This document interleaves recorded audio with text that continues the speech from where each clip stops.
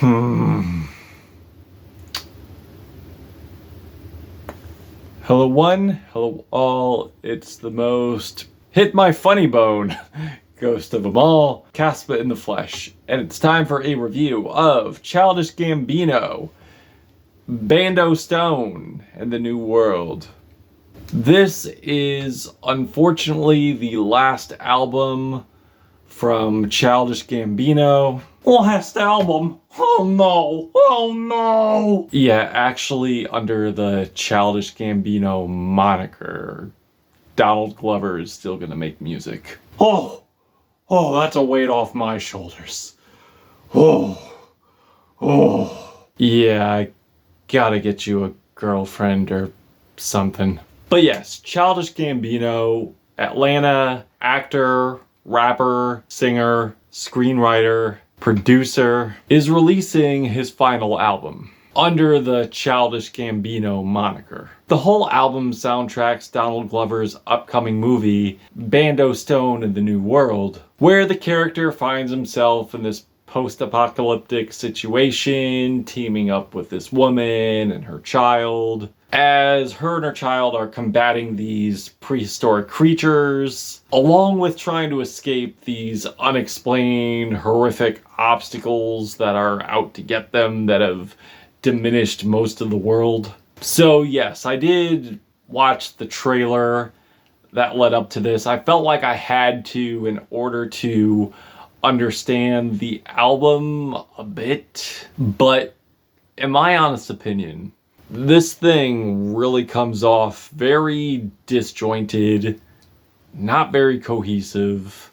And I say that because while there is a story running through the movie, of course, there's a story because it's a movie, it's not connected well in terms of the songs on the album. So I feel it's trying to tell the story, but it's very much all over the place. And the way it's sequentially placed, I'm not really engaged too much because it leads to this one moment that's climactic and the other is not very climactic really at all, and really loosely correlate, where the album starts off where the kid's asking, are we gonna die? And then Donald's character replies, not tonight. And then the following track, I will say this does correlate, I would say, thematically, which is what it's supposed to do, because Donald is saying, I want you to make your own story. I want you to use your imagination here. But again, the imagination given and the sound bits given are just so brief and honestly kind of run-of-the-mill, where the second sound bit is where the woman is telling Donald's character, look, nobody gives a fuck, which correlates to Lithonia, where Gambino is saying that passionately on the chorus to this track, where nobody cares about the humanity of others, or scrambling not to be abandoned by this woman in this archaic world, where she's asking him these questions. Can you hunt? Can you start a fire? Are you good at fishing? And then he replies in a panic state, I can sing. And then the woman pretty much says there's no use for him, and he's just scrambling and frantically telling her to wait, which I guess correlates to the previous track, Survive, but that track already passed, so I'm really struggling to see the strength in the sequencing here. And another track passes by, and we get another sound bit of him in a very panicked state, telling them to hold on, which leads to the song Got to Be, where I'm struggling to see the connection once again. And then following that is a song where he's just baffled that this kid never heard of Shaka Khan, asking what are they teaching you in school, which leads to a track with his kid Legend on the song Can You Feel Me. And then at the end of Cruisin', there's a very indistinct dialogue from the kid, like he doesn't want to do something, and then they're put in this death-defying situation where his name is Corey, and he's saying, take my hand, and we're gonna get over this thing, we're gonna jump over this thing on the count of 3. 1, 2, 3. And later on is another sound soundbite where Corey is in this shock, and it just leads to him saying they don't have a bidet, and then the woman is in like total disbelief. And sequentially, with all this stuff going on, with how terrifying of situations these are, the reason why it's hard for me to be engaged is when you follow that up with a very non-exciting, non-epic sound bit. And then the final scene they use is on the last track, which I will admit correlates to the ending of the album, but the kid is like mocking the song, and then he says, unfortunately, that's a hit. And I can understand people are gonna say, well, what do you want them to do? Do you want them to spoil the movie for you?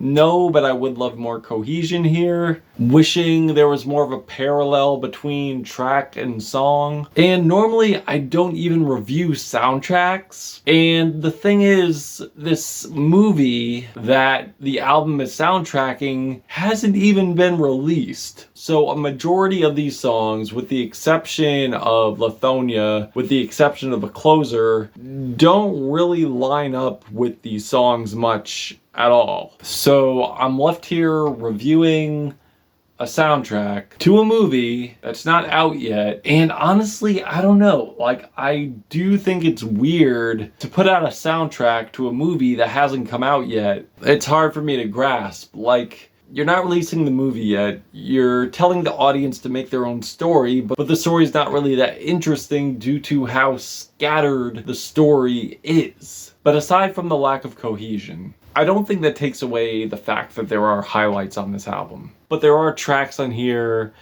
that do feel very derivative and spots that leave a lot to be desired. Especially moments of these Disney-esque like tracks that pop up here and there. Like there's cuts here where he sounds like he's doing a bad Young Thug impression over a Lion King style beat featuring Yeet or Lil Yachty on Can You Feel Me? So while it is a cute song, it's a nice father-son duet with these really tacked on, pitched down vocal samples or choral vocals. And I don't think the vocals here are as quirky or playful as a Yachty. I will say though, the Kanye influence does land to be pretty hit or miss, like on the song We Are God, with these ugly layered vocoder vocals that do not paint the track well, and the track pretty much meanders to nothing. And then he goes into Kanye territory once again on the closer, where it sounds like he's once again trying to create Kanye's lost world, but this time into a gentrified Afro-pop song featuring Daft Punk on a bad day. Just ripping him off and lacking all the punch, in my opinion. And there's Dadvocate, where he is blatantly ripping off Steve Lacy. Like, through and through numerous listens, I am saying to myself, yeah, this is a Steve Lacy song. Where the lyrics are pretty condescending, saying like, where you're not safe being a woman, and it's hard to be a man. Which really just comes off so corny and defeatist, in my opinion. But there's also some really painfully corny lines on Can You Feel Me? Like, I had the heat like Miami. Another track that's grown cold for me, unfortunately, has Got to Be. And while I do dig a good Prodigy sample, I don't think it's as impactful or exciting as the track it's sampling. And on top of that too, we get some really cringy bars from Donald here. And a lot of them reek of this conspiratorial nut job, I got my third eye brain rot.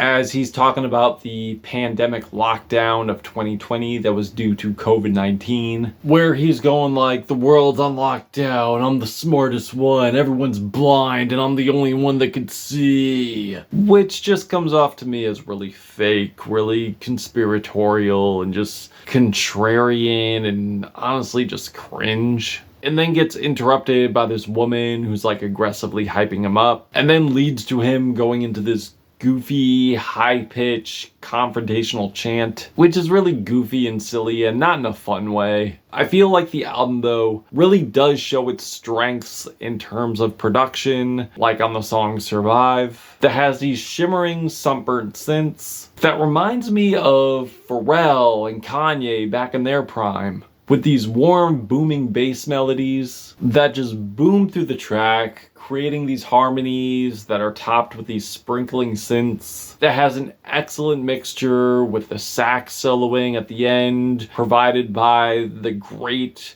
tenor saxophonist Kamashi Washington, with beautiful vocals from Chloe of Chloe and Halle fame. It's very psychedelic, very intoxicating. Also The Night, which is this very interesting love triangle-like story that has a mix of nocturnal, synth pop, Afrobeat.